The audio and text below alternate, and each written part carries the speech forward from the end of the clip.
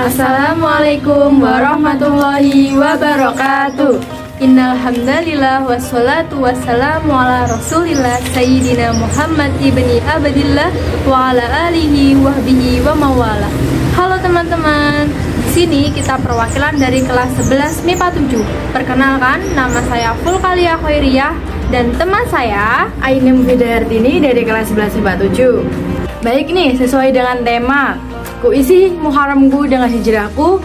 Di sini kami akan membawakan presentasi dengan judul Menyambut Tahun Baru Islam 1 Muharram 1444 Hijriah dengan spirit hijrah dan semangat perubahan. Nah, mungkin momen-momen untuk merayakan bulan Muharram sudah terlewat ya, tetapi kita tidak boleh melewatkan Muharram dengan begitu saja ya. Ngomong-ngomong soal Muharram, sebenarnya Muharram itu apa sih teman-teman? Sesungguhnya bulan suci Muharram adalah bulan yang penuh berkah dan penting. Muharram merupakan bulan pertama dalam kalender Hijriah. Bulan Muharram adalah salah satu dari 4 bulan yang dimuliakan oleh Allah, di mana 4 bulan dalam kalender Islam tersebut adalah Zulqa'dah, Zulhijjah, Muharram, dan Rajab. Sebagaimana firman Allah dalam Quran surat At-Taubah ayat 36 yang artinya sesungguhnya bilangan bulan di sisi Allah adalah 12 bulan dalam 1 tahun. Maka itu ditetapkan oleh Allah pada hari Dia menciptakan langit dan bumi. Dari mereka 4 adalah suci. Itulah agama yang lurus, maka janganlah kamu salah di dalamnya. Muharram adalah bulan pertama dalam kalender Hijriah. Muharram berasal dari kata yang artinya diharamkan atau dipatang, yaitu dilarang melakukan peperangan atau pertumpahan darah. Tanggal 1 Muharram adalah hari tahun baru dalam agama Islam. Banyak peristiwa sejarah penting yang terjadi tepat pada tanggal ini. Serta di bulan Muharram di mana umat dianjurkan untuk berpuasa oleh Rasulullah SAW, yaitu pada tanggal 9 dan 10 Muharram. Nah, lalu apa sih yang membuat tanggal 10 Muharram itu menjadi tanggal yang spesial terutama bagi umat Islam? Jawabannya karena pada tanggal 10 Muharram terjadi banyak peristiwa-peristiwa penting terutama yang terjadi pada Nabi kita. Peristiwa-peristiwa tersebut yaitu taubat Nabi Adam diterima oleh Allah Subhanahu wa taala. Kapal Nabi Nuh berlabuh di Bukit Zuldi. Selamatnya Nabi Ibrahim dari siksa Namrud, Nabi Yusuf bebas dari penjara, Nabi Yunus selamat dari perut ikan besar, penyakit Nabi Ayub disembuhkan Allah, Nabi Musa dan umatnya selamat dari Fir'aun. Lalu peristiwa yang tak kalah penting yang terakhir adalah hijrahnya Nabi Muhammad dari Mekah ke Madinah. Ngomong-ngomong soal hijrah nih, sebenarnya hijrah itu apa sih teman-teman? Kalian udah pada tahu belum? Nah, secara khusus pengertian hijrah didefinisikan sebagai perpindahan Nabi Muhammad SAW bersama sebagian pengikutnya dari Mekah ke Madinah untuk menyelamatkan diri dan sebagainya dari tekanan kaum kafir Quraisy.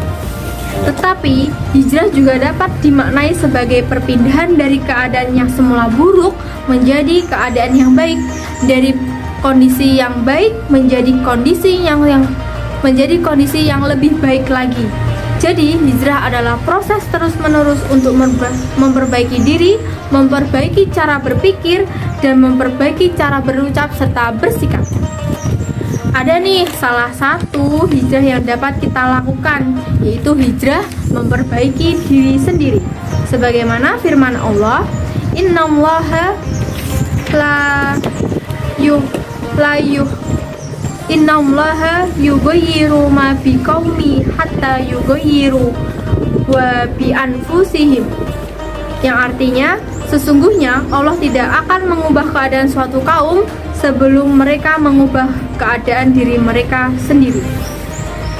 Allah juga berfirman loh dalam Quran surat Al-Balad ayat 8 sampai ayat 17 yang bunyinya, Alam naj'alahu ainain wa lisanan wa safatain wa hadainahun najdain falaqtahamal aqabah wa ma adraka mal aqabah faqur raqabah au it'amun fi yauma idim masqabah yatiman damat maqrabah au miskinan damat maqrabah summa kana minal ladzina amanu wa tawassau bis sabri wa tawassau bil marhamah. Nah, memilih jalan yang baik diumpamakan dengan menempuh jalan yang mendaki dan sukar. Jadi kita harus memohon pertolongan kepada Allah dengan sabar, bahwa sebuah perubahan perlu sebuah perjuangan yang tidak mudah. Nah, mungkin dalam berhijrah tentunya kita mendapatkan banyak cobaan dong, kayak jenuh, capek, tapi kita tidak boleh patah semangat dalam berhijrah ya teman-teman. Nah, beberapa tips supaya keyakinan kita untuk berubah itu semakin meningkat. Yang pertama, memohon petunjuk atau hidayah dan pertolongan kepada Allah.